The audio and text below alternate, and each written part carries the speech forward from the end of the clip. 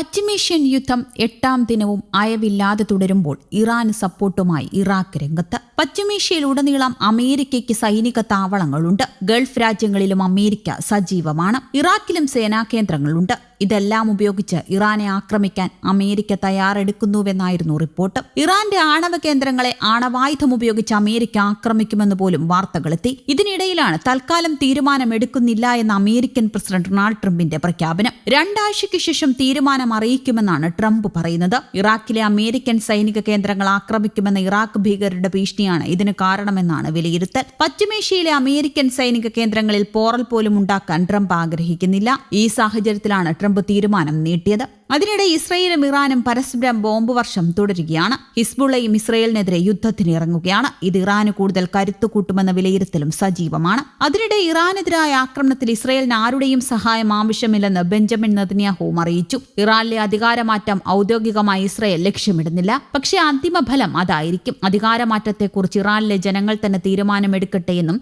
Israeli പ്രധാനമന്ത്രി പറഞ്ഞു. ഇറാന്റെ ആണവശേഷി നിർവീര്യമാക്കാൻ തങ്ങൾ ഒറ്റയ്ക്ക് പ്രവർത്തിക്കും. അമേരിക്ക പിന്തുണയ്ക്കുന്ന കാര്യം പ്രസിഡന്റ് ട്രംപിന്റെ തീരുമാനമാണെന്നും അദ്ദേഹം പറഞ്ഞു. ഇറാൻ ഇസ്രയേൽ സംഘർഷത്തിൽ അമേരിക്ക ഇടപെടണോ എന്നതിൽ 2 ആഴ്ചയ്ക്കുള്ളിൽ തീരുമാനമുണ്ടാകുമെന്ന് വൈറ്റ് ഹൌസ് അറിയിച്ച ശേഷമാണ് ഈ പ്രതികരണം. സൈനിക നടപടിക്ക് മുമ്പ് നയതന്ത്ര ശ്രമം തുടരുമെന്നും ട്രംപ് അറിയിച്ചിട്ടുണ്ട്.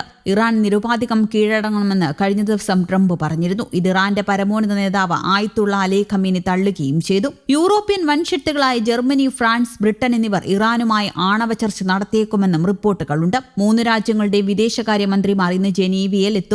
ഇറാനിയൻ വിദേശകാര്യമന്ത്രി അബ്ബാസ് അരാഷിയുമായി കൂടിക്കാഴ്ച നടത്തുമെന്നാണ് ജർമ്മൻ വൃത്തങ്ങൾ സൂചിപ്പിക്കുന്നത്. യൂറോപ്യൻ മന്ത്രിമാർ ഇതിനു മുമ്പായി യൂറോപ്യൻ യൂണിയൻ വിദേശനയ മേധാവി ഖയാ കല്ലാസുമായി ചർച്ച നടത്തും. ഇറാൻ ഇസ്രയേൽ സംഘർഷത്തിന് തടയിടുക ലക്ഷ്യമിട്ടാണ് യൂറോപ്യൻ ശക്തികളുടെ നീക്കം. അമേരിക്കയും ആക്രമണത്തിൽ പങ്കെടുത്തേക്കുമെന്ന റിപ്പോർട്ടുകൾക്കിടെയാണ് ജനീവയിൽ അടിയന്തര ചർച്ചയ്ക്ക് കളമൊരുങ്ങിയത്. ചർച്ചയ്ക്ക് അമേരിക്കൻ പിന്തുണയുണ്ടെന്നാണ് സൂചന. ആണവായുധം നിർമ്മിക്കില്ലെന്ന ഉറപ്പ് ഇറാനിൽ നിന്ന് നേടി പ്രശ്നം പരിഹരിക്കാനുള്ള നീക്കമാണ് നടക്കുന്നത് എന്നും പറയുന്നു. ഇറാന്റെ ആണവ പദ്ധതികൾ നശിപ്പിക്കാൻ വേണ്ടിയാണ് ഇസ്രയേൽ ആക്രമണം നടത്തുന്നത്.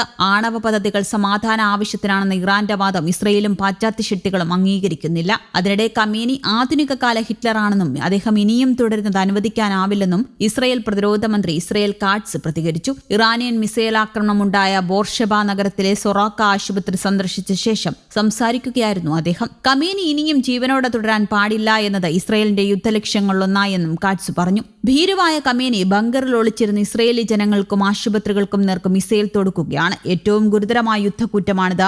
ബങ്കറിലേക്ക് ഇസ്രയേലി സേനയെ അയച്ച് ഖമേനിയെ ഉന്മൂലനം ചെയ്യേണ്ടതായിരുന്നു. ഇറാന്റെ പതിറ്റാണ്ടുകളായി തുടരുന്ന ഖമേനി തന്റെ അനുയായികളോട് ഇസ്രയേലിനെ നശിപ്പിക്കാൻ ആഹ്വാനം ചെയ്യുകയാണ്. സ്വന്തം ലക്ഷ്യത്തിനു വേണ്ടി ഇറാന്റെ വിഭവങ്ങൾ അദ്ദേഹം ചൂഷണം ചെയ്യുകയാണ്.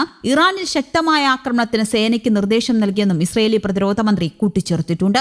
ഇസ്രയേലി യുദ്ധവിമാനങ്ങളുടെ നിരന്തര ബോംബിംഗിൽ പ്രത്യാക്രമണ ശേഷി നഷ്ടപ്പെട്ടിട്ടില്ലെന്നും തെളിയിച്ചുകൊണ്ടാണ് ഇറാൻ ഇന്നലെ ഇസ്രയേലിലേക്ക് ബാലിസ്റ്റിക് മിസൈലുകൾ തൊടുത്തത്. ഇറാന്റെ ശക്തി ക്ഷയിച്ചുവെന്ന റിപ്പോർട്ടുകൾക്കിടെയുണ്ടായ ആക്രമണം ഇസ്രയേലിനെയും ഞെട്ടിച്ചു. ഏതാണ്ട് 30 മിസൈലുകളാണ് ഇന്നലെ രാവിലെ ഇസ്രയേലിന് നേർക്ക് വന്നത്. ബേർഷെബ നഗരത്തിലെ Soroka medical centre, Tel Aviv stock exchange എന്നിവ അടക്കം 4 സ്ഥലങ്ങളിൽ മിസൈൽ പതിച്ചു.